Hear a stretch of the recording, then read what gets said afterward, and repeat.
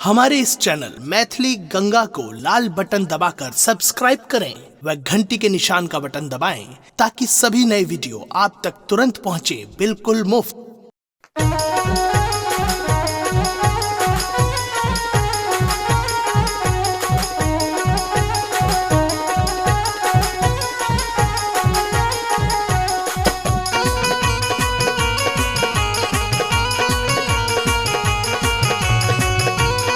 अपने सुन रहल छी गंगा कैसेट के प्रस्तुति।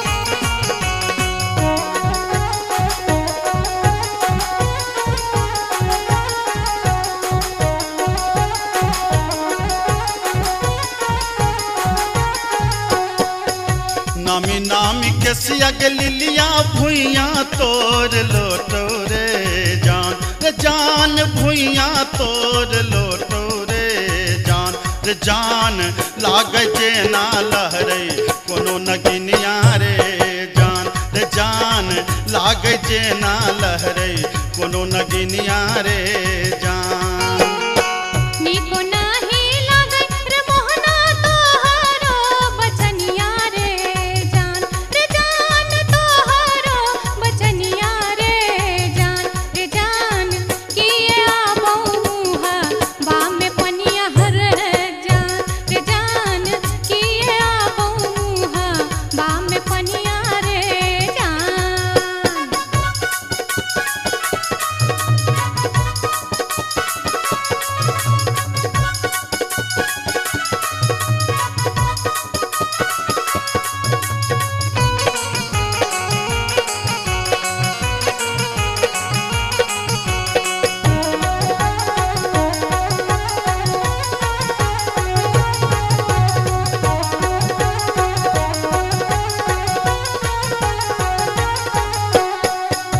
तिरछी नजरिया के लिलिया नैना के कजरिया रे जान नैना के कजरिया रे जान जादू रे मारई जेना कोनो डयनिया रे जान जादू रे मारई जेना कोनो डयनिया रे जान।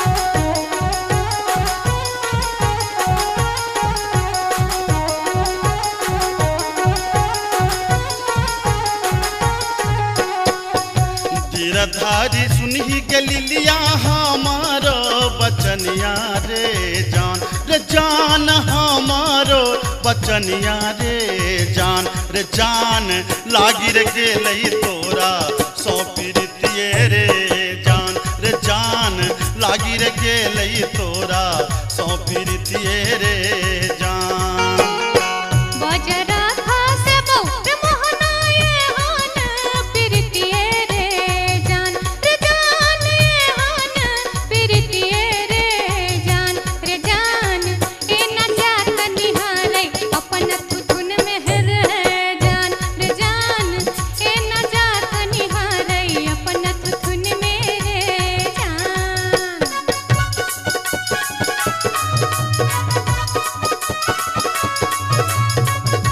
अपने सुन रहल छी गंगा कैसेट के प्रस्तुति।